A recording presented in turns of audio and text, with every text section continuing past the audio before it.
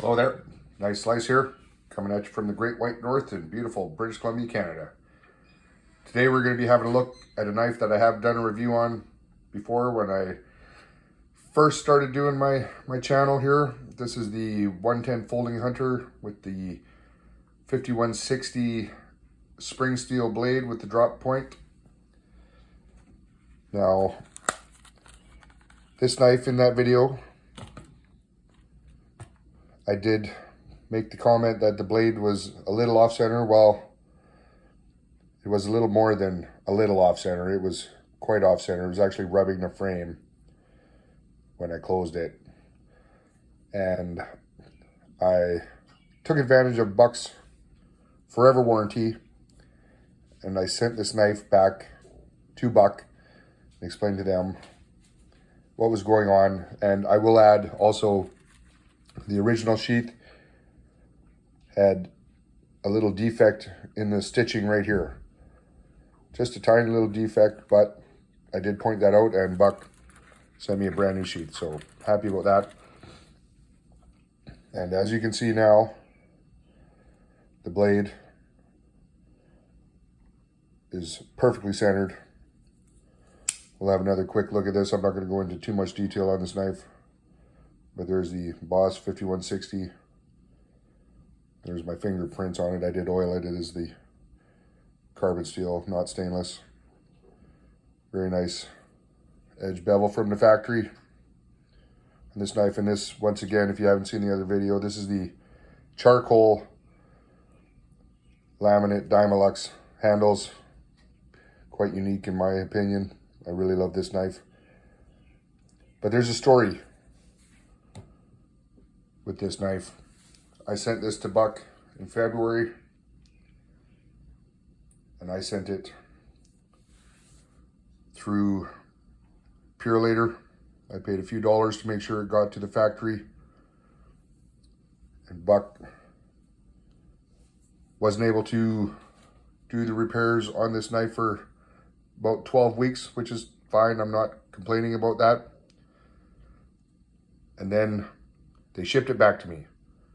And I'm gonna tell you a little something about my experience with the US postal system. And this is the first bad experience I've had. Here's the tracking history. So as you can see, on May 6th, a shipping label was created in Post Falls, Idaho, because that's where the Buck factory is.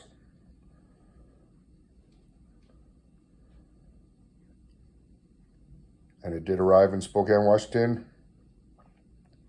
which I will tell you, if I drove nonstop to Spokane, I could be there in about 7 hours from my home.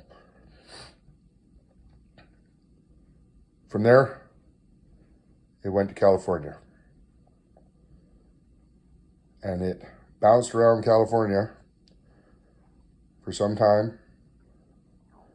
Los Angeles, Carson City, transit to the next facility, which was also in Los Angeles. It's now been a week.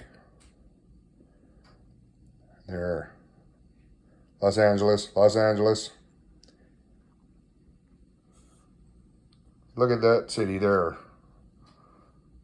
Tokyo, Japan.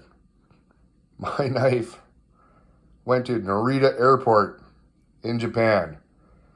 And to my dismay, I felt that I would never see this knife again. So I contacted Buck. I explained to them, and they felt that maybe I would never see this knife again as well. But they did offer to make it right, absolutely. It's not their fault that the post office sent my knife overseas to Japan. But you can see that was on the 17th of May. It departed Tokyo. And on June 7th, it arrived back in California. Once again, Carson City, Los Angeles, June 8th. Oh, June 11th, it arrived in Canada.